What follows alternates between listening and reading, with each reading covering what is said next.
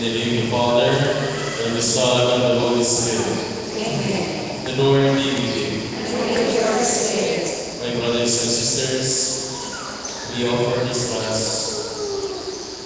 as a thanksgiving to the Lord. As soldiers of Christ, we are here to offer ourselves to the Lord.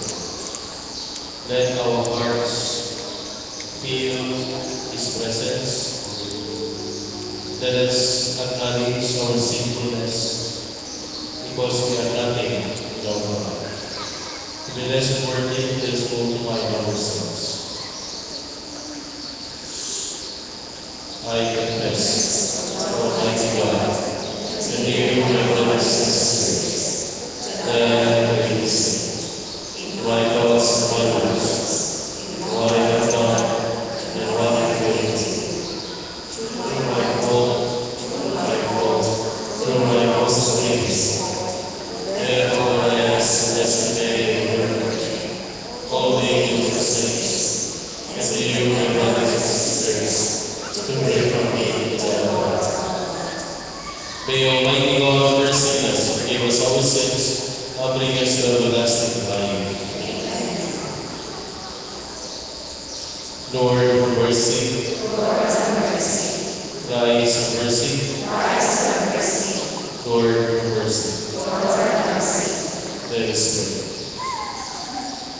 Grant, we pray, Almighty God, that all these wondering spiritual things will be carried out in both word and deed, that which is pleasing to you, through our Lord Jesus Christ, your Son, for resurrection, unity, and the Holy Spirit, one God, forever and ever. Amen. A reading from the book of Sirach. A kind mouth multiplies friends and appeases enemies, and gracious lips prompt friendly greetings. Let your acquaintances be many, but one in 1,000 your confidant. When you gain a friend, first trust him, and be not ready to trust him. For one sword is a friend when it suits him, but it will not be with you in time of distress. Another is a friend who becomes an enemy, and tells of the quarrel to your shame. Another is a friend, a boon companion, who will not be with you in your sore times. When things go well, he is your other son, and lords it over your servants. But if you are brought low, he turns against you and avoids meeting you. Keep away from your enemies. Be on your guard with your friends. A faithful friend is a sturdy shelter. He will find one finds a treasure. A faithful friend is beyond price. No sum can balance his worth. A faithful friend is a life-saving remedy, such as he who fears God finds. For he who fears God behaves accordingly, but his friend will be like himself. The word of the Lord. Thanks be to God. Let our response be, guide me, Lord, in the way of your commands. Guide me, Lord, in the way of your commands. Blessed are you, O Lord. Teach him your statutes. Guide me, Lord. Guide me, Lord, in the way of your commands. In your statutes I will delight. I will not forget your words. Open my eyes that I may consider the wonders of your law. Make me understand the way of your precept, and I will meditate on your wondrous deeds. Give me discernment that I may observe your law and keep it with all my heart. Let me in the path of your commands, for it I delight.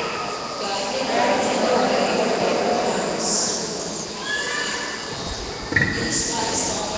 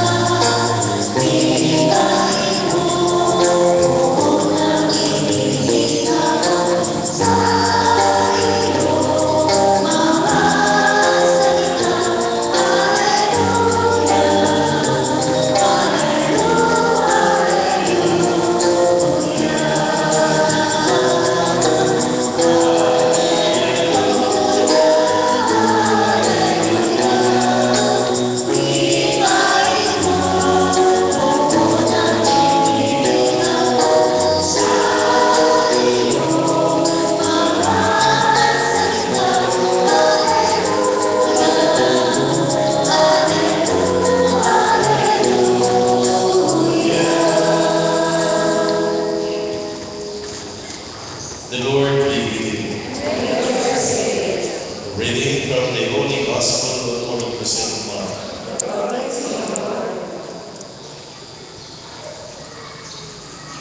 Jesus came into the district of Judea and across the Jordan.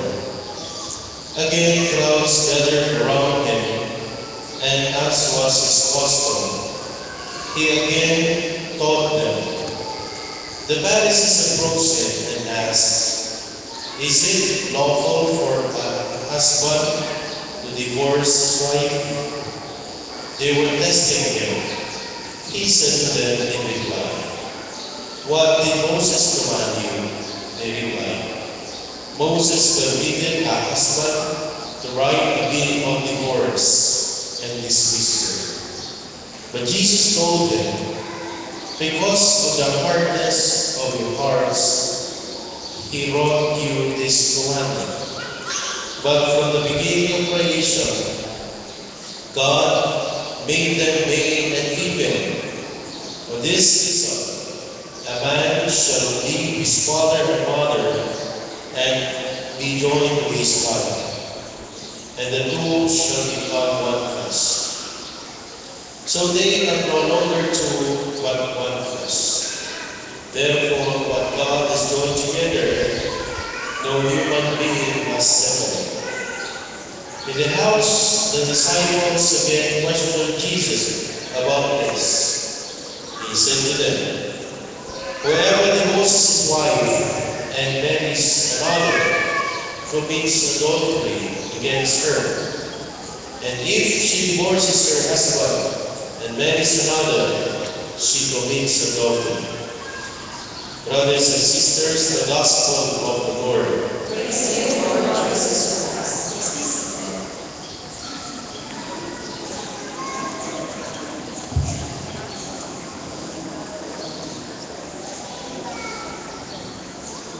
My dear friends, good afternoon sa inyong lahat.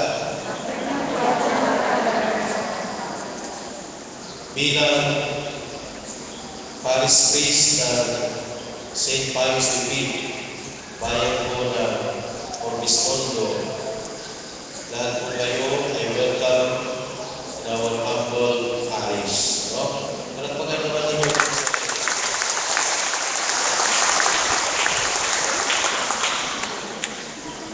Now, mayroon akong kwento sa inyo. Mayroon daw isang tanyag at matalinong professor sa isang university. Nakapag-aral ko sa iba't ibang lugar. Ngayon, sabi niya sa kanyang sarili, gusto kong pumasyal sa Pangasinan. Dahil sa gusto kong marami pang madiscover. Kaya ang gusto kong discoverin ngayon ay ang mga 100 islands sa Pangasinan. Kaya sabi niya sa kanyang sarili, magbabiyahe ako, so from Manila, pumunta siya sa Luca, Alatina City. Pagdating niya doon sa bangka, doon sa pampang ng 100 Islands, nag-rent siya ng isang bangka. Ngayon, kasama doon ang driver, okay? Isang bangkero, at kanyang tinupakan. Maglilipot sila sa 100 Islands. Ngayon, habang on the way sila sa mga islands, nagtanong yung professor. Sabi niya, tatanungin kita, alam mo ba ang iba't ibang klase ng planeta sa buong universe? Sabi ng bangkero, "Sir, hindi ko po alam. Kasi katunayan ko, mahirap lang ako. Hindi ako nakapag-aral. Grade 1 lang ang inabot ko. At higit sa lahat, kung nag-aaral ako, maraming beses na rin ako umabsent kasi sa hirap ng buhay." Sabi niya, "Ay, hindi ko po alam, sir, yung iba't ibang klase ng planeta." Sabi ng professor, hindi mo pa alam yung iba't ibang klase ng planeta? Baka 25% of your life is missing. Sabi ng professor. Ngayon, tanungin kita ulit. Sabi ng professor. Ngayon, ikaw palagi ka nasa dagat. Alam mo ba ang iba't ibang klase ng isda dito sa dagat? Sabi ng professor. Sabi ng sumagot lang ng Kero. Sabi niya, sir, hindi ko po alam niya. Palagi ako sa dagat. Palagi ko kayo, hindi ko naman binipinan kung ano yung mga klase ng isda niya. Basta na lang po kapag matagpuan kami ng isda, inakain namin, tama na yun. Sabi ng professor, hindi mo pala alam ibang klase ng isda. Mag-iisda ka pa rin, pero hindi mo alam. 25% of your life is missing, sabi ng professor. Ngayon, last question. Ito, dapat alam mo na ito. Totoo ba na ang mga islands dito, 100 lahat? Whether high tide or low tide, 100 sila lahat. Sabi ng pagkiro, sir, mahirap lang talaga ako. Ang alam ko lang, pag inupahan kami, ito na binibilang niya, wala naman kami pakialam dyan sa 100 high tide or low tide. Basta alam ko lang dito, pag binigyan niyo ako ng hinayin niyo ako, binigyan niyo ng tip, sa'yo na ako, tama na yun. Hindi ko alam kung 99, 89, ang bilang yan. Sabi ng professor, another 25%, so 75% of your life is missing. Sabi ng professor. Ngayon, pumilit yung baktero. Sabi niya, sir, kanina tanong lang kayo ng tanong. Ako naman magtatanong sa inyo. Sabi niya, o sige, tanongin mo ako. Anything under the sun, pwede mong sagutin niya. Sabi ng professor. Sabi ng baktero, sir, isang tanong lang. Alam niyo po ba ako lumagoy? Sabi ng professor, madali na lumagoy. Pero hindi ko yung pinag-aralan. Kasi iba-iba, university ang ating pinag-aralan sa upalang ng mundo. Nagiging sa lahat, matalino ako. Pero simple lang yung lumagoy.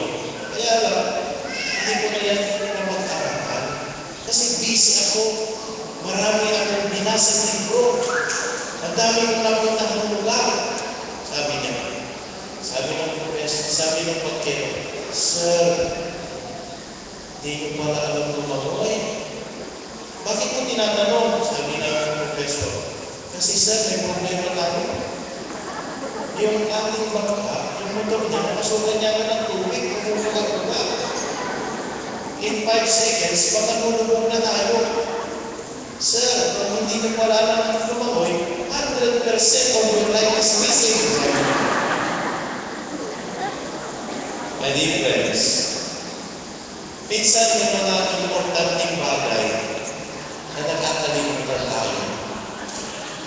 Marami. Minsan abala tayo sa mga bagay na nakikita.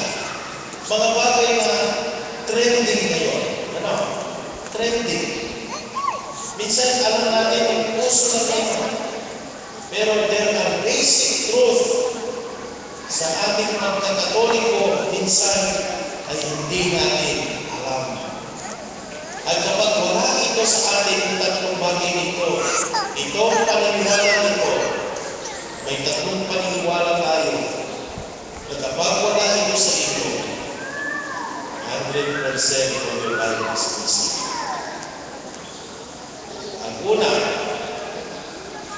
Ang una na paniniwala natin ay mayroong Diyos. Mayroong Diyos. Akala natin minsan kung umasta tayo, parang walang Diyos. Ang iba sa atin, kung bago magkapagmura, parang walang Diyos. Kung gumawa ng kasamaan, parang walang Diyos. Minsan ganyan tayo. Kung titignan natin, lahat tayo nanggaling sa Diyos. Kasi sa Diyos din tayo babalik. Napakaganda po na maging member po ng Soldier of Christ. Dahil sa pangalan lamang, soldier of Christ, ibig sabihin, ikaw ay naninindigan para kay Kristo. Dahil ang isang sundalo ay mayroong paninindigan at hindi sila mayroong loyalty kay Jesus. Na kaya mong makipag-away, kaya mo na ikaw ay kaya mong gawin lahat para kay Kristo. Masunod lamang ang Diyos. Kahit lahat ng tao ayaw sa iyo, basta manindigan ka lamang na mayroong Diyos. Yan ang pinaka-importante. Na mayroong Diyos sa buhay natin. My brothers and sisters, ito ang isang katotohanan. Kaya sa buhay natin, huwag niyo parang kakalimutan ng Diyos. At napakaganda po, kayo ay sinawing soldier of Christ. Dahil kayo ay mayroong panghamak kayo na handa kayong pagtanggol ang iyong pananampalataya sa Diyos. Na kahit minsan, batibusin kayo ng ibang tao, mayroong kaming, kung hindi kayo nakakitingan ng Pangasinan, i-translate nyo yung mga taga-Pangasinan. Sabi nila, misa ka ng misa, nalampas ang kulay tao. Minsan, yun yung ibang tao sa atin. Pero kahit na ganyan ang kanilang comment sa atin, ayaw pa rin naninindigan na mayroong Diyos. Brothers and sisters, yan po ang isang idepensa natin. Bilang alagad, bilang sundalo ni Kristo, tayo ay kaya natin na ibigay ang ating sarili para kay Jesus. Sa mga turo ni Jesus, gusto natin ang Diyos na buhay natin at yan palagi. So yan ang una. Ang pangalawa is sa ating mananampalataya, mayroon pong buhay na walang hanggan. Kaya sa buhay natin ngayon, tignan natin, do not live as if there is no tomorrow. Minsan, akala natin kung nabubuhay lang tayo, parang wala nang bukas. O yung iba, nabubuhay lang dahil akala natin, ito ang mundo lang natin. Wala nang buhay na walang hanggan. Remember, temporary lang lahat dito sa mundo. The reality that is transitoriness of life, everything is temporary. Lalo na yung buhay natin. But alam natin, na pagkatapos ng buhay nito, mayroong pagbuhay na walang hanggan. Kaya yan ang pagsumikapan natin, mayroong pagbuhay na walang hanggan. Kaya itinatag ng simbahan, gusto ng Panginoon Jesucristo na lahat tayo kapag may simbahan na re-remind sa atin, pinapaalalahanan tayo na mayroong pagbuhay pagkatapos ng buhay natin sa mundo nito. Yan ang pagsumikapan natin.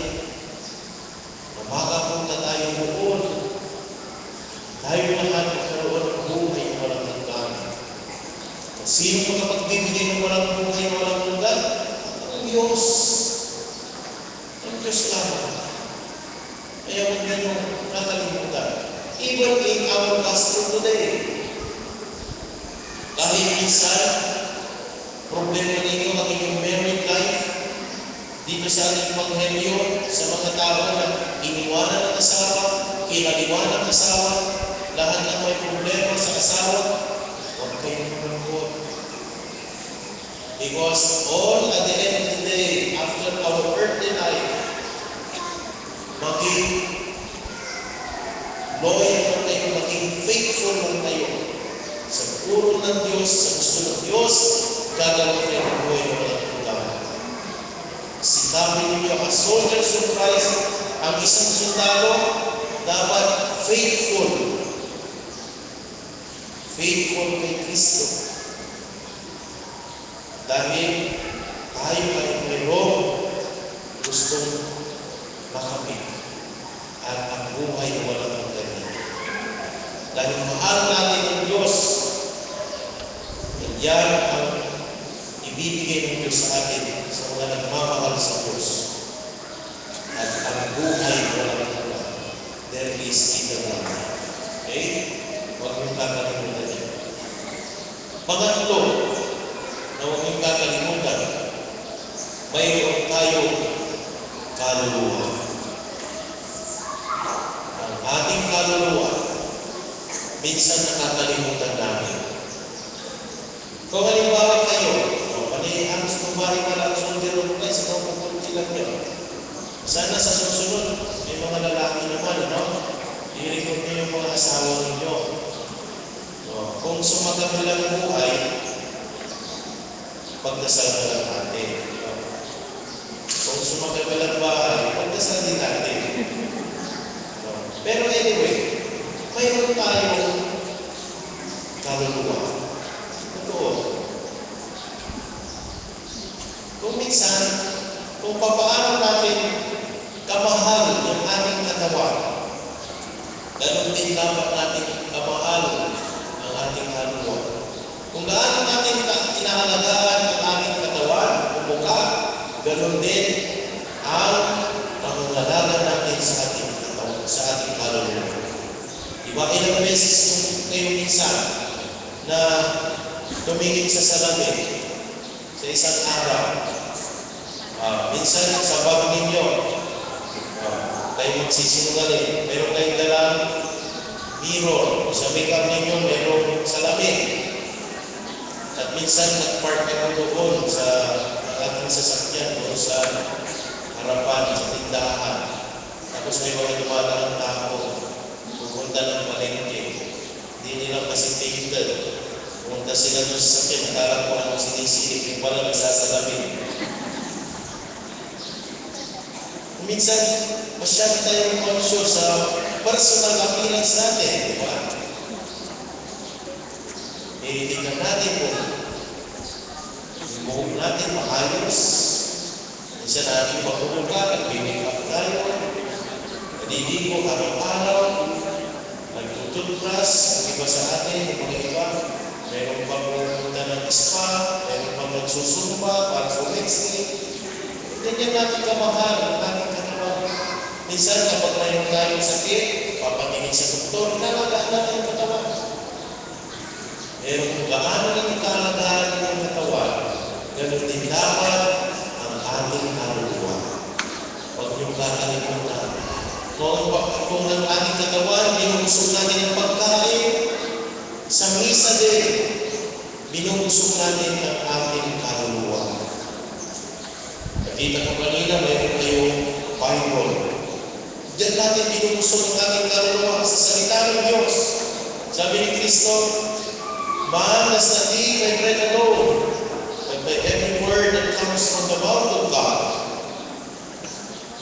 At binubusog din natin sa misa ang ating kaluluwa sa pamamagitan sa katawan at dugo ni Kristo sa pamamagitan ng misa. Kung sino man sa inyo ang kumain ng aking katawan at uminom ng aking dugo ay magkakaroon ng buhay na walang hanggan. Binubusog natin ang ating kaluluwa sa pamamagitan ng misa. My brothers and sisters, ito ang tatlong katotohanan na huwag ninyong kakalimutan.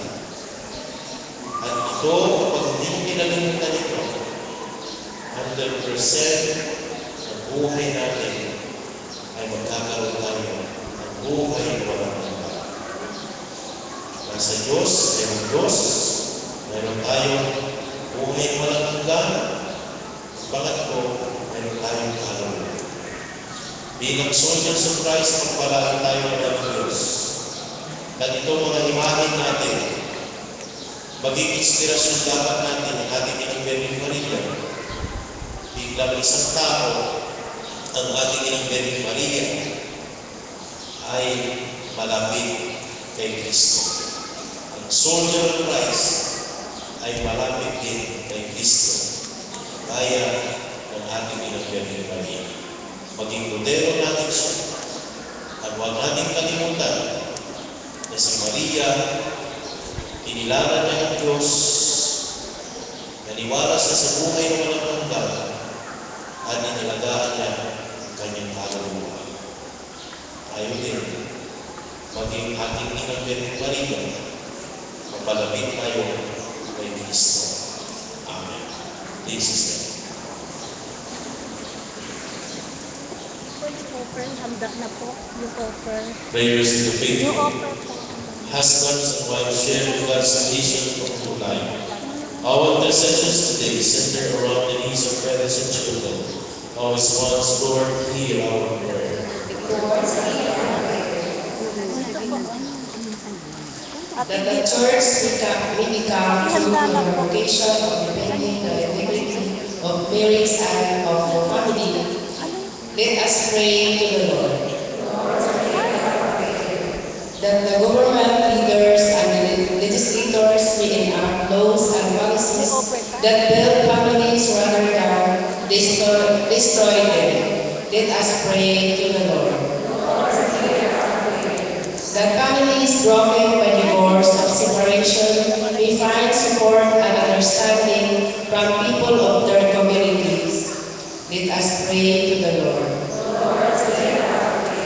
That the examples of Mary and Joseph may be inspiration to families in living out their commitments. Let us pray to the Lord. That our deceased relatives and friends may enjoy the peace of God's eternal home. Let us pray to the Lord. God above, you created us, male and female, to continue your work of creation. May all love for one another reflect your indwelling presence. We ask this through Christ our Lord. Amen.